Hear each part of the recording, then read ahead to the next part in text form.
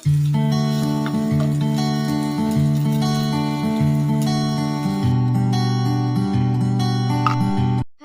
এটা একটা জলখাবার রান্না নিয়ে চলে এসেছি আমি।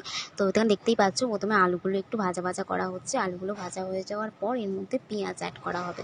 তো আলু আর পেঁয়াজকে এখানে আমি একটু নেড়ে নিচ্ছিলাম যে মাছ একটু ভিজে ছিল বলে। তো আলু পেঁয়াজটাকে ভালো করে ভেজে নিতে হবে, ভালো করে লাল লাল করে। তারপরেতে বাদাম আর কাঁচা লঙ্কা কুচি অ্যাড করা হয়েছে।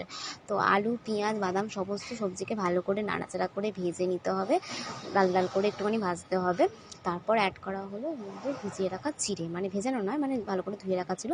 তো চিড়েটা অ্যাড করে নেওয়ার পর ভালো করে চিড়েটার সাথে ওই আলুগুলো ভালো করে নাড়াচাড়া করে ভাজা ভাজা মতো করতে হবে। তোমরা বুঝেই গেছো এটা কি রান্না হচ্ছে। যাই হোক, খুব ভালো লেগেছিলো আমার এটা খেতে। তো আমি এটা করলাম ওই জন্য, মানে মাকে বললাম, মা করে দিচ্ছিলো। তো তারপর এখানে একটু ফাঁকা ফাঁকা করে এর মধ্যে ক্যারি পাতা ভাজা ভাজা হবে। তো ক্যারি পাতাটার গন্ধটা কিন্তু খুব সুন্দর লাগে আমার। তোমাদের কার কার ক্যারি পাতার গন্ধ ভাল লাগে আমাকে অবশ্যই জানিও। ক্যারি পাতার গন্ধটা আমার দারুণ লাগে। তো ক্যারি পাতাটা এর সাথে ভালো করে মিশিয়ে ভাজা ভাজা করা হচ্ছিলো। তারপর চিড়েটার সাথে মিশিয়ে দেওয়া হলো। এটা আগেই দেওয়ার কথা ছিল কিন্তু মা ভুলে গেছিলো, ওই জন্য লাস্টে দিল মা ক্যারি পাতাটা। তো যাই হোক, তো এটা ভালো করে মিশিয়ে নাড়াচাড়া হয়ে গিয়ে এবার ডান, রেডি।